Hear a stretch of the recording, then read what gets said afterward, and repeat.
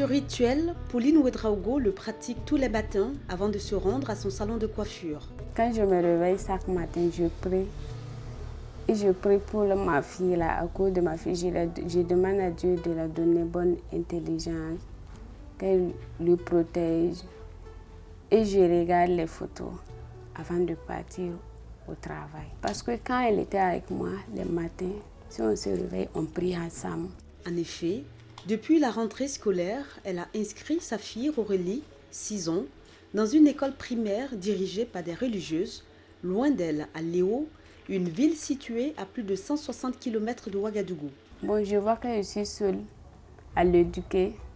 Voilà, j'ai demandé la place là, sur les sœurs là, pour qu'elles gagnent une bonne éducation et pour bien travailler, pour s'occuper d'elle. Je ne veux pas qu'elle subisse la même situation que moi un jour. Tout commence lorsque Pauline est toute petite. Sa vie bascule à l'âge de 4 ans. J'ai perdu mon papa à l'âge de 4 ans, ma mère à l'âge de 17 ans. Après ça, je vivais avec la petite soeur de ma maman. Je suis tombée enceinte à l'âge de 22 ans. Le monsieur m'a rejetée. Après, la famille de ma tante dit que moi, je ne peux pas rester là-bas avec la grossesse. Elle les a suppliés après. Ils ont dit, mais quand moi je vais accoucher, je ne peux pas venir là-bas avec l'enfant là. Donc, avant mon accouchement, comme elle ne savait pas comment faire, elle est allée voir les sœurs qui sont vers 1200 logements, Carmen Kizito. Donc, le jour qu'on l'avait dit de m'amener, ça a tombé le jour de mon accouchement, le 6 août. Donc, elle est allée demander la petite sœur de ma grand-mère. Après mon accouchement, je suis allée là-bas, rester avec elle. 2 mois après, elle aussi a dit que sa famille dise que moi, je ne peux pas rester là-bas avec l'enfant. C'est là maintenant, elle m'a amenée à Carmen Kizito. À Carmen Kizito, la sœur directrice m'avait proposé de faire la formation de la coiffure là-bas. 9 mois après, je suis rentrée en famille. Mais après, comme ce n'était pas dans ma famille, les gens de sa famille, surtout il y avait un monsieur là-bas, s'il veut parler, il dit que si une fille accouche en mariage, là, c'est une bordel, que l'enfant là, c'est un bâtard. Donc, au fait, les paroles là, ça ne me plaisait pas. J'ai demandé à mon grand frère, est-ce qu'il peut m'accorder la permission d'aller prendre une maison? Et le traumatisme de l'abandon, Pauline en garde toujours des séquelles. Presque 7 ans après la naissance de sa fille, elle avoue ne plus croire en l'amour et aux relations entre hommes et femmes. C'est peur qu'on me drague pas, mais je ne fais jamais confiance à un homme. Parce que je pense que ça peut être la même chose. Un temps, j'avais dit à mon grand frère, est-ce que c'est la peine de me marier? Il me dit qu'il ne veut plus jamais entendre ça dans ma bouche. Parce que moi, je suis jeune, que ça ne veut rien dire, que c'est les trucs, que c'est la situation de la vie.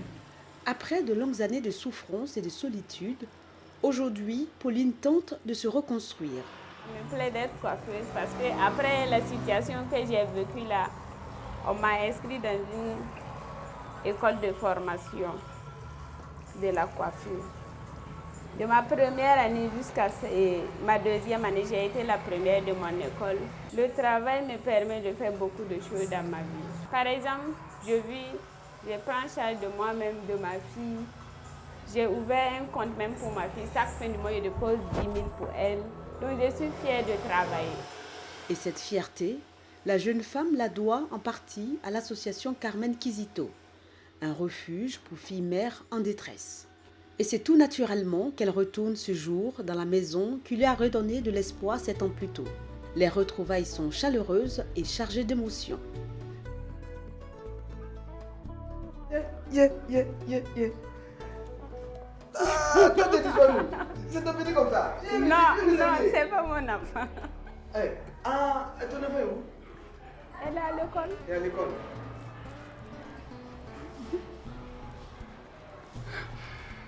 Notre salle à manger, c'était notre salle à manger ici.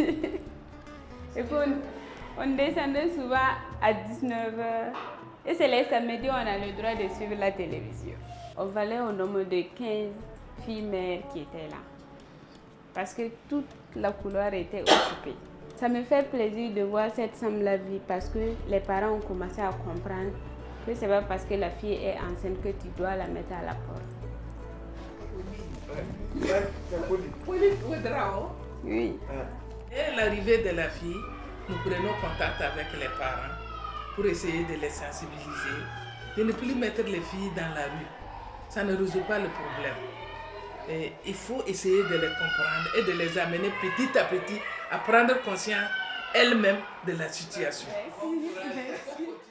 Grâce à son travail de sensibilisation, en 7 ans, Carmen Quisito a divisé par 3 le nombre de ses pensionnaires. On suppose que notre voix a été entendue aussi. Voilà. Ça ne veut pas dire que les filles ne tombent pas en grossesse, mais que des parents supportent.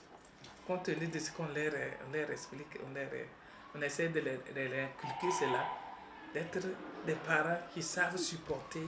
Comme c'est passé là, ça me fait rigoler maintenant, sinon avant là c'était pas facile.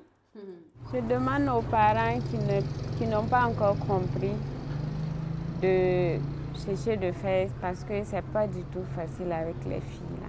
Parce que ça peut t'entraîner à devenir autre chose ou bien ça peut être conseil pour toi, mais c'est pas tout le monde qui réussit après le truc là. Je me rappelle quand j'étais ici là, il y a une fille qui était avec moi, c'était ma voisine. Elle me dit qu'après, elle va aller dans les mines là, aller se prostituer. Que si moi je veux que devenir, qu'il y a des vieilles là-bas qui s'occupent des enfants, que je peux partir. Mais je n'ai pas voulu, mais depuis qu'elle est sortie là, je n'ai pas ces nouvelles. Je ne sais pas si vraiment elle est partie là-bas ou bien elle a appris quelque chose à faire. Cette jeune fille n'a peut-être pas eu la même chance que Pauline. Aujourd'hui encore, il reste nombreux les centres qui continuent d'accueillir des filles mères chassées et abandonnées de leurs proches. Pauline, plus apaisée aujourd'hui, nourrit l'espoir de revenir un jour dans une maison vide à Carmen Quisito.